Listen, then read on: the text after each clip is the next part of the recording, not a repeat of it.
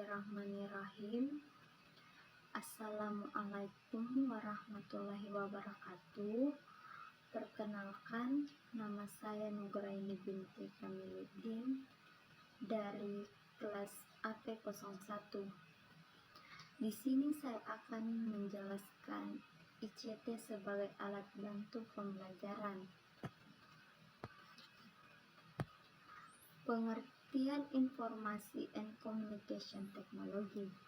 Teknologi informasi dan komunikasi berasal dari bahasa Inggris, yaitu informasi and communication technology adalah payung besar terminologi yang mencakup seluruh peralatan teknis untuk memproses dan menyampaikan informasi. ICT mencakup dua aspek, yaitu teknologi informasi dan teknologi komunikasi. Teknologi informasi meliputi segala hal yang berkaitan dengan proses, penggunaan sebagai alat bantu, manipulasi, dan pengelolaan informasi. Sedangkan teknologi komunikasi adalah segala sesuatu yang berkaitan dengan penggunaan alat bantu untuk memproses dan mentransfer data dari perangkat yang satu ke lainnya. Oleh karena itu, teknologi informasi dan teknologi komunikasi adalah dua buah konsep yang tidak terpisahkan. Pengertian ICT dalam pendidikan. ICT dalam pendidikan merupakan praktik untuk membantu proses belajar dan meningkatkan kinerja dengan membuat, menggunakan, dan mengelola proses dan sumber teknologi yang memadai. Perkembangan teknologi menjadi bagian yang tidak terpisahkan dari pendidikan, baik kepada sistem berpikir dalam mendesain sistem, kualitas pengetahuan, manajemen, perubahan, sampai kepada teknologi yang digunakan dalam proses pembelajaran. ICT mencakup dua aspek, yaitu teknologi informasi dan teknologi komunikasi. ICT sangat diperlukan dalam pembelajaran di era sekarang ini.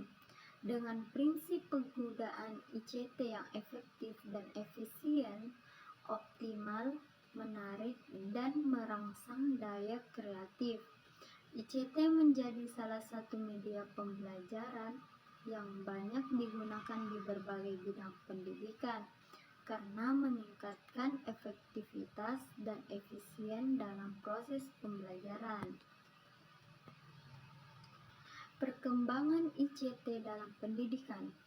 Perkembangan informasi and communication technology atau teknologi informasi dan komunikasi dalam beberapa dekade terakhir berjalan sangat cepat, sejalan dengan perkembangan teknologi telekomunikasi, termasuk jaringan komputer.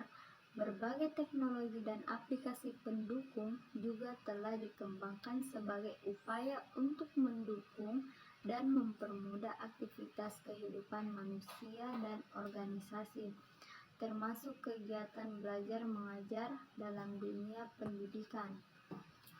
Dalam menyikapi perkembangan dan kemajuan ICT tersebut, para dosen dan guru dituntut untuk menguasai teknologi agar dapat mengembangkan materi-materi berbasis ICT dan manfaat ICT sebagai media pembelajaran. Peran ICT dalam pembelajaran. Yang pertama, ICT sebagai gudang ilmu pengetahuan. Kedua, ICT alat bantu pembelajaran. Ketiga, ICT sebagai fasilitas pendidikan. Keempat, ICT sebagai standar kompetensi. Fungsi ICT dalam pembelajaran. Yang pertama, teknologi berfungsi sebagai alat tools. Kedua, teknologi berfungsi sebagai ilmu pengetahuan. Ketiga, teknologi berfungsi sebagai bahan dan alat bantu untuk pembelajaran.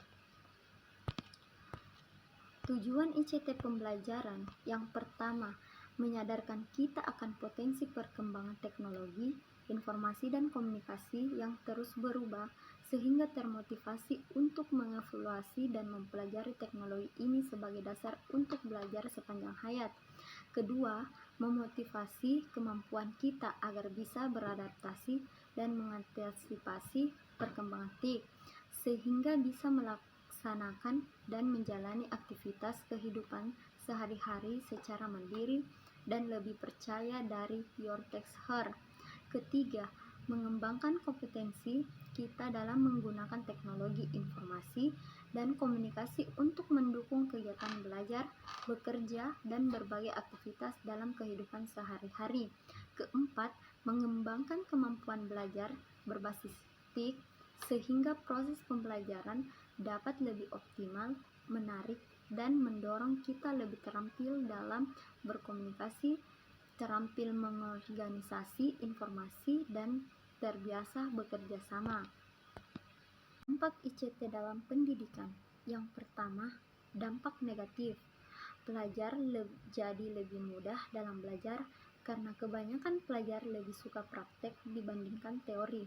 Pengajar jadi lebih mudah mengajar, jadi lebih mudah menyampaikan materi dengan membuat presentasi-presentasi. Kedua, dampak positif. Bagi pelajar maupun pengajar, pemberian dan penerimaan materi atau tugas tidak harus bertatap muka. Jadi jika pengajar berhalangan hadir, tetap dapat memberikan tugas atau materi melalui email. Manfaat ICT dalam pendidikan. Yang pertama, informasi semakin cepat diperoleh dan diakses untuk tujuan pendidikan. Pelajar dapat dengan mudah untuk memperoleh bahan ilmu, pengetahuan untuk mengajarkan tugas makalah, paper, dan sebagainya. Ketiga, sebagai bagian dari kemajuan TIK, internet menawarkan perpustakaan digital terbesar saat ini yang sangat mudah diakses. Keempat, TIK membuat sistem informasi lembaga pendidikan sehingga proses manajemen kesiswaan semakin mudah dilakukan dan dilancarkan. Kelima, siswa menjadi lebih siap menghadapi persaingan di dunia kerja saat mampu menguasai komputer dan penggunaannya. Keenam, materi tentang pembelajaran dapat dibuat lebih menarik dan interaktif. Kini makin mudah untuk mengakses informasi berkenan dengan hasil penelitian orang atau pihak lain. Ketujuh, munculnya inovasi e-learning membuat pembelajaran berkembang dan menunjukkan kemudahan proses pendidikan. Kedelapan, dengan menguasai TIK, terjadi kesetaraan untuk mengakses informasi atau ilmu sebagaimana mana yang dimiliki oleh siswa-siswa di negara maju. Karakteristik ICT dalam pembelajaran. Yang pertama, mampu belajar mandiri. Kedua, motivasi belajar yang kuat. Ketiga, disiplin diri. Keempat, jujur bertanggung jawab. Kelima, tidak mudah terganggu. Keenam, proaktif gemar membaca menulis. Ketujuh, terampil menggunakan komputer. Kedelapan, menguasai teknologi jaringan web, teknologi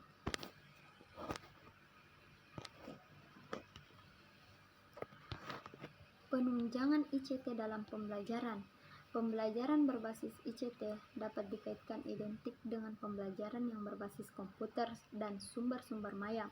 Oleh karena itu, perlu dukungan dengan berbagai perangkat keras maupun perangkat lunak yang berupa yang pertama, komputer, kedua, teknologi berbasis web, ketiga, teknologi multimedia, keempat, sarana komunikasi langsung tak langsung, kelima, program penulis publikasi, keenam, program presentasi visualisasi, ketujuh, sistem manajemen pelajar kursus manajemen sistem. Keuntungan pembelajaran ICT. Waktu belajar. Kedua, tempat belajar. Ketiga, isi pelajaran. Keempat, keberhasilan belajar. Digunakan aneka sumber, kesesuaian dengan lingkungan, kesesuaian dengan konsep. Terima kasih. Wassalamualaikum warahmatullahi wabarakatuh.